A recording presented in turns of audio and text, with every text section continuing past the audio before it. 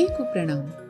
पिछले वीडियो में हमने जीवन में सम्मान और सफलता अर्जित करने की दृष्टि से 3 उपयोगी गुणों शालीनता, शिष्टाचार एवं प्रामाणिकता का अध्ययन किया।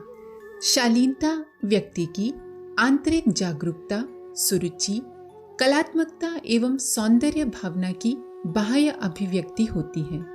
शालीनता की सच्ची कसौटी है सद्भाव। शिष्टाचार वस्तुतः नागरिकता, सामाजिकता, सभ्यता और शालीनता का समन्वित रूप है। प्रामाणिक बनना अर्थात इतना उच्च स्तरीय जीवन जीना कि आपकी सत्यता पर संदेह करने की गुंजाइश ही न हो। आइए इसी क्रम को आगे बढ़ाते हैं।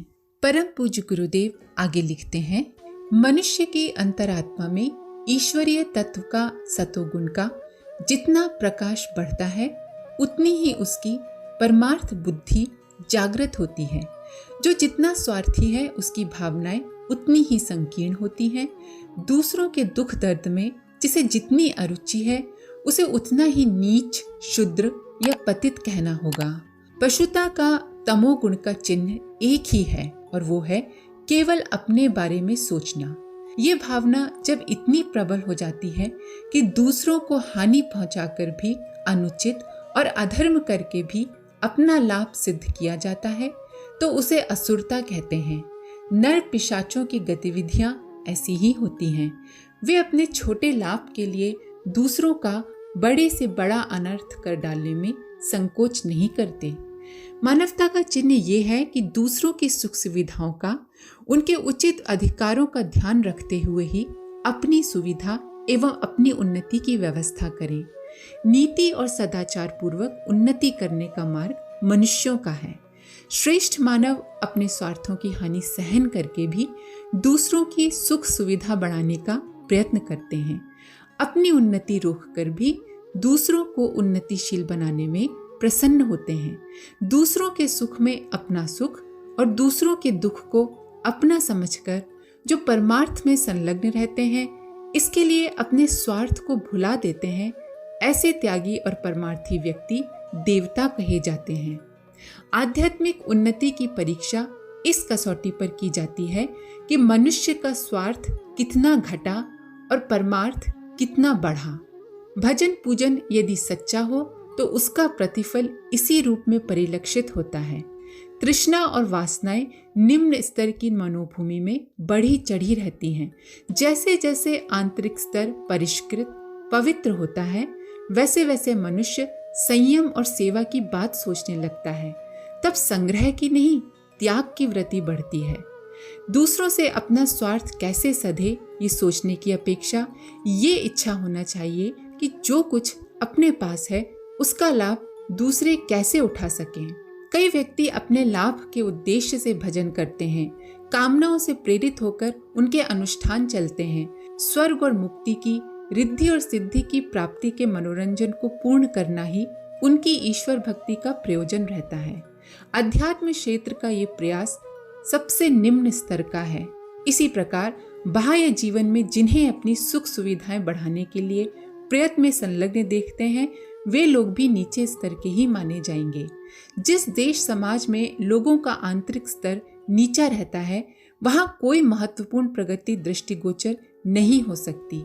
आंतरिक संतोष एवं उल्लास का आधार परमार्थ ही माना गया है। जिसकी अंतरात्मा सेवा, पुण्य, परोपकार और उदारता की भावनाओं से ओतप्रोत रहती है, वस्तुतः वही महान है। कर्तव्य पथ पर बढ़ते रहने का जिसमें जितना साहस है उसे उतना ही बड़ा बलवान और योद्धा माना जा सकता है। पुण्य और परमार्थ के मार्ग पर चलते हुए जो कठिनाइयां सहन करनी पड़ती है उन्हें जिसने हंसते हंसते बिना किसी शिकायत के सह लिया, वस्तुतः उसे ही महामानव कहा जाएगा। और जहां ऐसे नर रत्नों का बाहुल्य होता है वह देश, वह जाति धन्य हो जाती है। सबसे बड़ा, महान, उच्च स्वार्थ साधन परमार्थ ही है। परमार्थ अर्थात परम स्वार्थ। छोटे और ओछे, संकीर्ण और घृणित स्वार्थ की ही निंदा की गई है, पर जिससे अपना और सबका वास्तविक हित साधन होता हो, मंगल होता हो, उस स्वार्थ को अर्थात परमार्थ को निंदित नहीं, प्रशंसनीय ही कहा जाएगा। आजीविका कमाना एक आवश्यक कार्य है।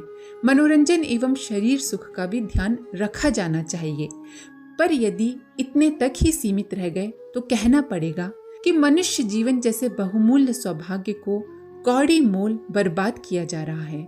सद्भावना और सत्कर्मों के समन्वय से जो आत्मसंतोष मिलता है, आंतरिक उल्लास और आनंद का जैसा रसास्वादन मिलता है, उससे अधिकांश लोग अपरिचित ही रहते हैं। जिन विचारों ने उस अमृत को चखा ही नहीं, वे तुच्छ स्वार्थों को ही महत्व देते रहते हैं, पर जिन्होंने उच्च स्तर में प्रवेश करके उत्कृष्ट भावनाओं और श्रेष्ठ सत्कर्मों को अपने जीवन क्रम में समाविष्ट किया, उन्हीं का मनुष्य तन धारण करना सार्थक होता है।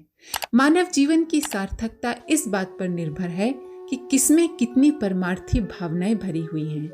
भावनाओं की उत्कृष्टता, सजीवता और प्रौढ़ता सत्कर्मों से परखी जाती है। इसीलिए सत्कर्मों को लोक और परलोक की सुख शांति का श्रेष्ठ साधन माना गया है। सत्कर्म करते रहने से ही सद्भावनाएं बलवती एवं परिपुष्ट होती हैं। निरंतर कार्यान्वित होते रहने पर ही वे संस्कार बन जाती हैं और संस्कारों के आधार पर ही स्वर्ग एवं पुनर्जन्म की सुखद स्थिति का निर्माण होता है और उसी के आधार पर मनुष्य का स्वभाव बनता है। जिन स्वभाव संस्कारों को लेकर प्राणी जन्मता है, वे बहुधा वही होते हैं जो उसने पूर्व जन्म में विचार और कार्यों के समन्वय से परिपक्व किए थे। उसी का जीवन सफल है जो परोपकार में प्रवृत्त रहता है। परमार्थ अपने आप में जीवन की बहुत बड़ी साधना है जो मनुष्य को धीरे धीरे उसके लक्ष्य तक पहुंचा देती है। हम परोपकार के लिए जितना अपने आप को लुटाते हैं, उतना ही हमारा हृदय प्रेम से, करुणा से, भक्ति से भरता जाता है। परमार्थ साधना से मनुष्य की चेतना असाधारण रूप से विकसित हो जाती है और वो महान बन जाता है, जिससे जीवन में अपार और अनंत आनंद का लाभ प्राप्त होता है। जो परमार्थ में लीन है, उनके लिए संसार में कुछ भी दुर्लभ नहीं है। परमार्थ मानव जाति की सुरक्षा, विकास और शांति का साधन है। वही समाज सुख, शांति और विकास के पथ पर आगे बढ़ सकता है जिसके सदस्यों में परस्पर सेवा, सहयोग का व्यवहार हो। ऐसी स्थिति में व्यक्तिगत संकीर्ण स्वार्थपरता का अस्तित्व नहीं रहता, वरन एक संयुक्त भावना का उदय होता है। इसमें किसी भी सदस्य के सुख दुख में दूसरे लोग भागीदार होते हैं और हाथ बटाते हैं। कोई गिर जाता है तो दूसरे लोग उसे उठाते हैं, मदद करते हैं। परमार्थवादी समाज में कोई व्यक्ति अपनी पृथक इकाई नहीं रख सकता, अलग नहीं रह सकता, वरन वो समाज के एक शक्तिशाली अंग के रूप में काम करता है।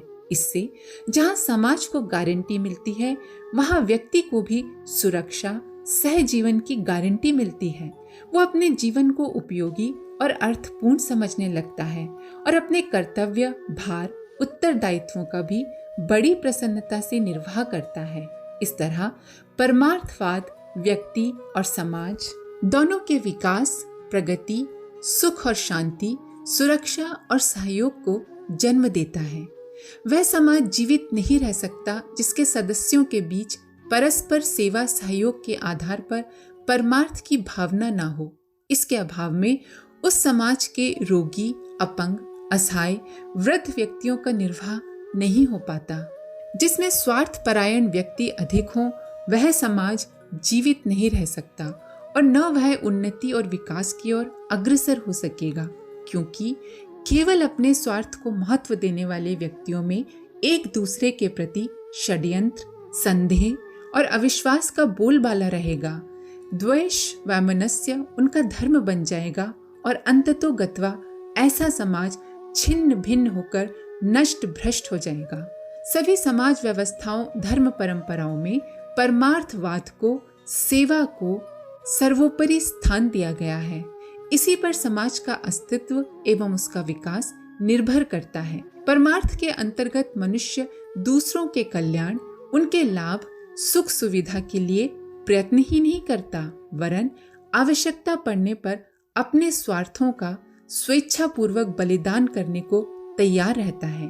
वह कभी किसी का बुरा नहीं करता, किसी को कोई हानि नहीं पहुंचाता। स्मरण रहे, परमार्थ की पद्धति केवल रचनात्मक है।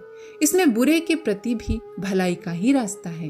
प्रतिक्रिया की उसमें कोई गुंजाइश नहीं है। ये साधना है और ये साधना ज्यों-ज्यों उत्कृष्ट होती जाती है, परमार्थ का स्वरूप निखरता जाता है।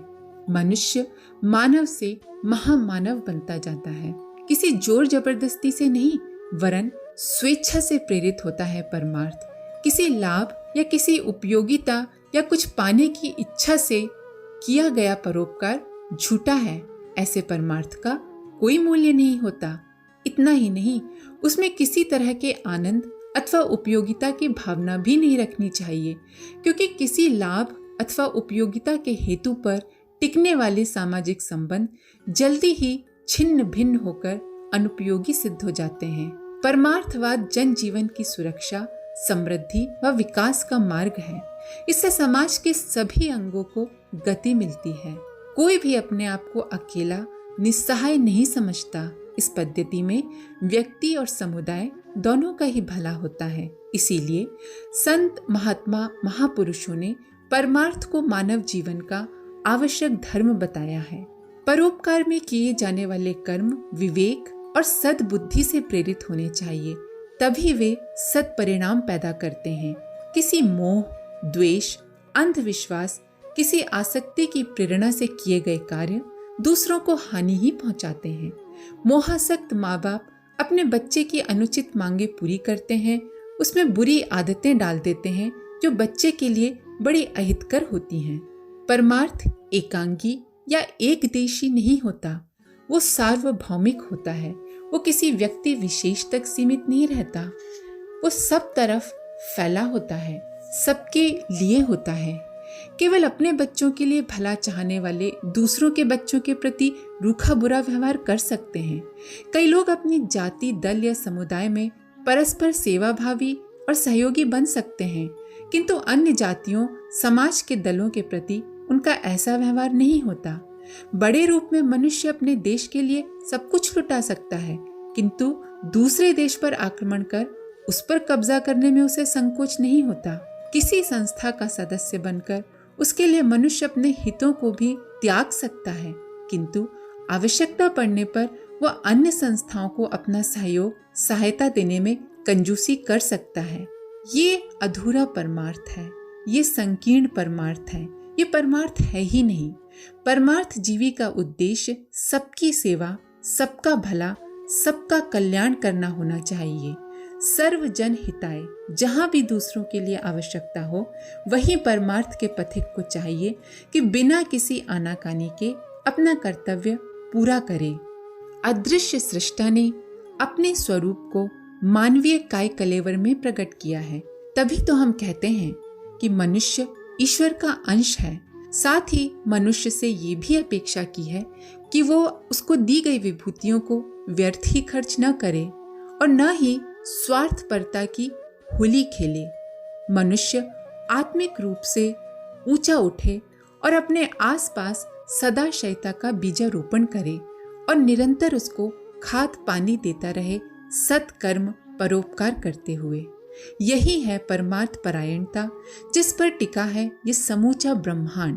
अब इसके लिए क्या किया जाए? परमार्थ है आत्म केंद्रित संकीर्णता से निवृत्ति, दूसरों के दुख पीड़ा निवारण में आनंद की अनुभूति, सेवा परोपकार में ईश्वर भक्ति के समकक्ष तल्लीनता एवं समर्पण, अर्थ, काम एवं धर्म द्वारा नियंत्रित होने पर हमारे कर्म मोक्ष प्रदान करने के साधन बन जाते हैं।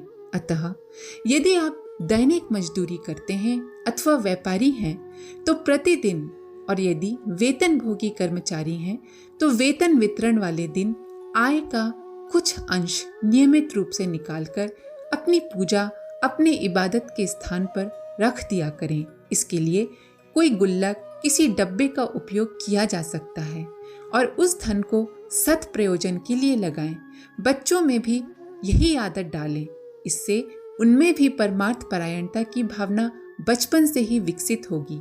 परोपकार करते समय ये ध्यान अवश्य रखें कि वो धन केवल सत्पात्र को ही दें। याद रखें, यदि पाने वाले ने धन का दुरुपयोग मदिरा पान आदि व्यसन में किया तो पाप के भागीदार आप ही होंगे। आज के लिए इतना ही। आप सभी का धन्यवाद। ओम शांति।